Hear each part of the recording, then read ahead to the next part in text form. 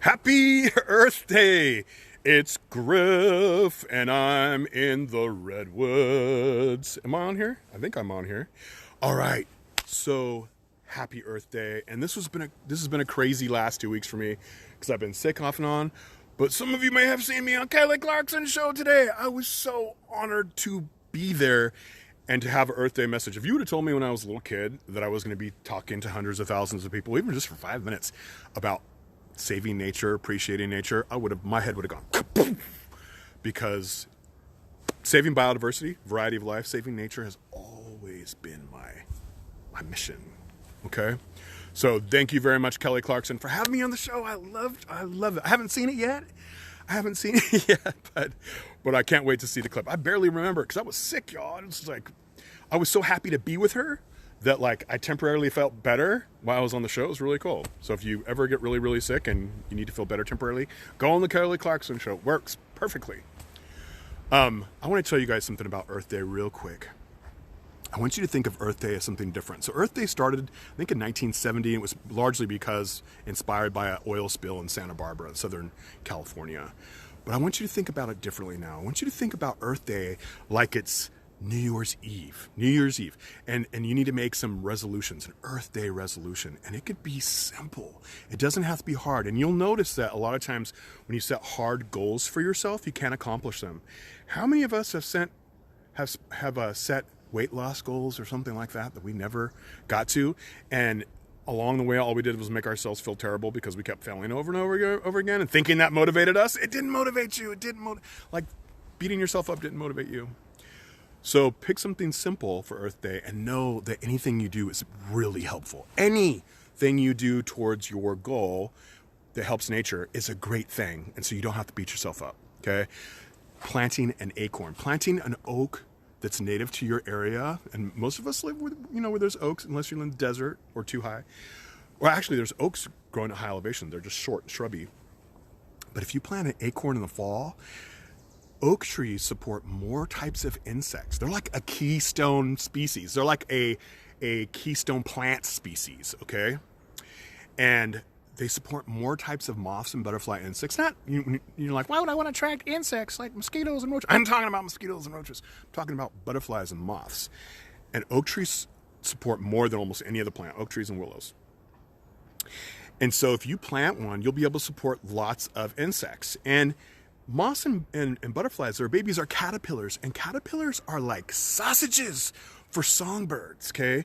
They're high in nutrition, and they're easy to get down into a beak. Now remember, just realize if you were a baby bird and your parent brought to you some spiny beetle or roach or something, you'd be like, ah. But if they brought you a caterpillar, it's really easy to eat, and that's why songbird parents try to find caterpillars for their baby. That's like the main thing, okay? And you can help just by planting an oak tree and then planting some native plants underneath of it, because if it's real compacted underneath the oak tree, a lot of moths drop out of the oak tree and they burrow into the ground, and their pupa are under the ground. Sometimes you've probably found them before, and they're brown and icky looking, and they squirmed and you went, ah! That was probably a baby moth. So if you keep the ground loose under the oak trees and plant some native plants, those moths can become adults and keep laying caterpillars in your oak tree, and you could support songbirds. So there's little things like that you can do. You can shop locally and organically. That really helps, okay?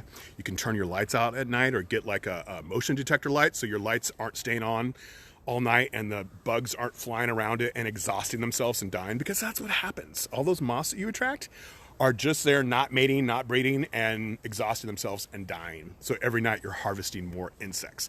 If you got a motion detector light, it's cool. And motion detector lights are usually better for keeping bad people away, because they notice the light comes on, they're like, ah! So little things like that, or big things. You can try to become informed about something that needs your help, okay? Native plants or songbirds or a particular endangered species or a place. Become informed about it, because the more you become informed about something, the more you care about it. You ever, like a person, sometimes you see a person and maybe they're like homeless or whatever, and you're like, they should get a job, blah, blah, blah. And then you talk to them and find out they had mental illness and that they were rejected by their family, and all of a sudden you have compassion for them, okay? That's empathy.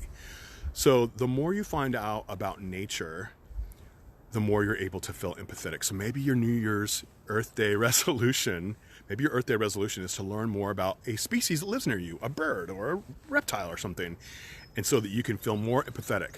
Go out, look at it, read about it, become empathetic, and then take compassionate action, something that will help it.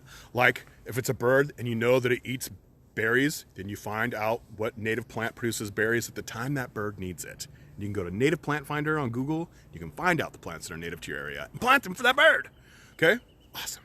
Great thing to do. So being informed and empathetic and then taking compassionate action are the 3 ingredients of a solutionary. Okay?